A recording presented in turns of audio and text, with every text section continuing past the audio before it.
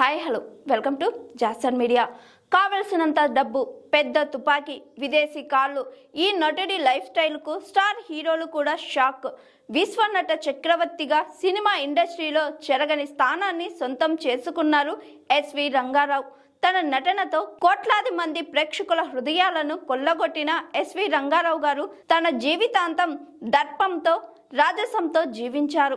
ఆయన వ్యక్తిత్వం, స్టైల్ను ఫాలో అవ్వాలని చాలా మంది ప్రయత్నించినా అది సాధ్యం కాలేదు. రంగారావు గారు షావుకారు సినిమా విడుదల కావడానికి ముందే ఒక చిత్రంలో నటించినప్పటికీ అది విడుదల కాలేదు.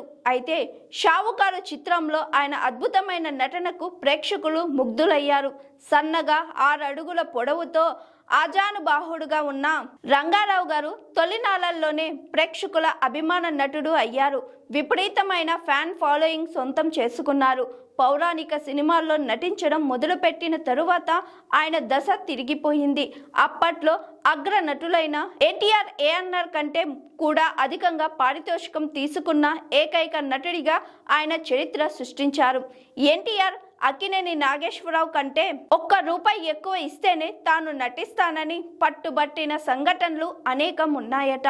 ఈ డిమాండ్తోనే ఆయన సినిమాల్లో నటించేవారట.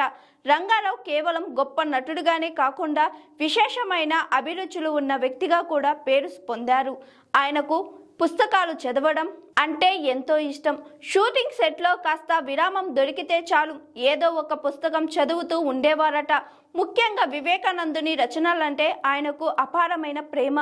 వివేకానందకు సంబంధించిన పుస్తకాలను సేకరించి జాగ్రత్తగా భద్రపరిచేవారట.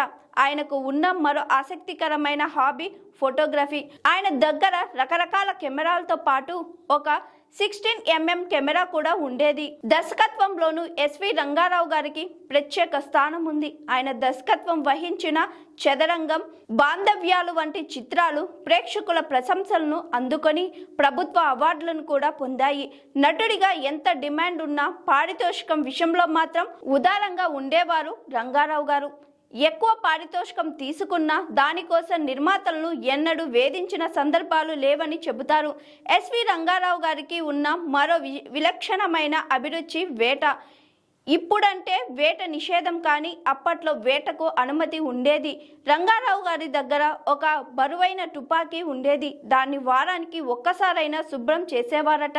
తన జీవితంలో ఒక నిజమైన రారాజులా వెలిగిన ఎస్వి రంగారావు గారికి పద్మశ్రీ వంటి పురస్కారాలు లభించకపోయినా నేటికి ఆయన ప్రజల హృదయాల్లో చిరస్థాయిగా నిలిచి ఉన్నారు.